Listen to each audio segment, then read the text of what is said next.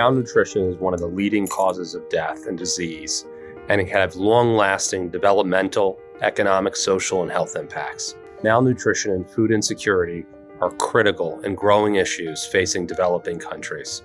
And COVID-19 has only exacerbated this crisis. 1 in 4 people globally are moderately or severely insecure, and 60% of the world's hungry are women and girls. The World Food Program estimates that 265 million people could be pushed to the brink of starvation by the year's end. Today, the U.S. International Development Finance Corporation and the Eleanor Crook Foundation are proud to announce a global nutrition financing alliance. Through this partnership, we will start by mobilizing at least $100 million of private sector investment to help combat the profound impact that the pandemic has on the economic, food, and health systems that further exacerbate all forms of malnutrition. DFC will be a catalyzer and mobilizer of funds, and we will explore opportunities to invest alongside private sector partners through transactions that advance the goals of the Nutrition Alliance. I invite you to join us in this partnership. Thank you, Adam. I'm thrilled to announce this Nutrition Financing Alliance with the Development Finance Corporation. The Eleanor Crook Foundation is a growing U.S.-based philanthropy who were established with a single goal: to end global malnutrition. Today, malnutrition is a child's worst enemy. It's the #1 killer of kids in this world, claiming the lives of 3 million children under the age of 5 every year. Malnutrition also stunts brain development, and it robs individuals and societies of their full potential. Children who are malnourished early in life are less likely to learn in school, and they're less likely to earn well as adults. Because of this, malnutrition dramatically limits the productivity of workforces and the return on U.S. investments around the world. And that's why economists agree. Fighting malnutrition is one of the smartest investments we can make. Reducing malnutrition can increase a country's economic productivity by as much as 11%.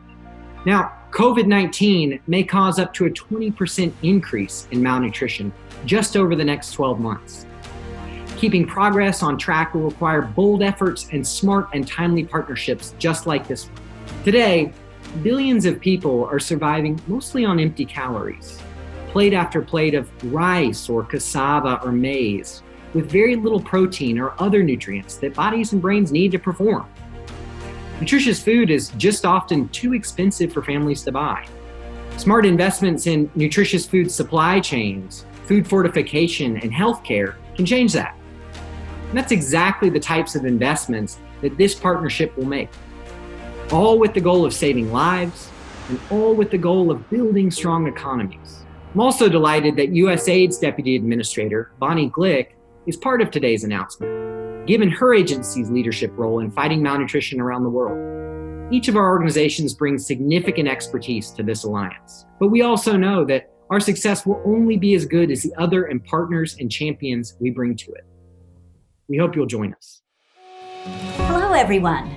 It's a pleasure to have the opportunity to celebrate the launch of the Global Nutrition Financing Alliance. As you've heard from Adam and Will, the scale of the crisis is tremendous. Fortunately, we have partners like the U.S. International Development Finance Corporation, the Eleanor Crook Foundation, and others in both government and the private sector working together to meet this challenge. At USAID, we prioritize nutrition because it saves children's lives and allows them to have a happier and healthier future. Today, only 18% of young children in low and middle-income countries receive adequate nutrients, and almost half of all child deaths are attributable to malnutrition. The COVID-19 pandemic is disrupting the systems that deliver sufficient nutrition for mothers and children to thrive and to prosper. While the statistics paint a grim picture, USAID is not standing idly by. In addition to the more than $3 billion we will spend this year on emergency food assistance, USAID's Bureau for Resilience and Food Security is working tirelessly to build sustainable networks of farmers, traders, vendors, and food processors to ensure nutritious food can move from fields to tables.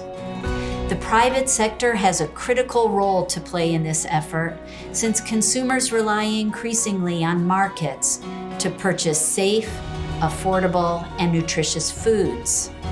While financing for global nutrition has increased since the first Nutrition for Growth Summit in 2013, we still have a huge gap to fill. The Nutrition Financing Alliance represents a very significant step toward filling that gap, and so we celebrate its launch and reaffirm our commitment to ensuring that no child goes without the nutritious food that they need to live healthful lives.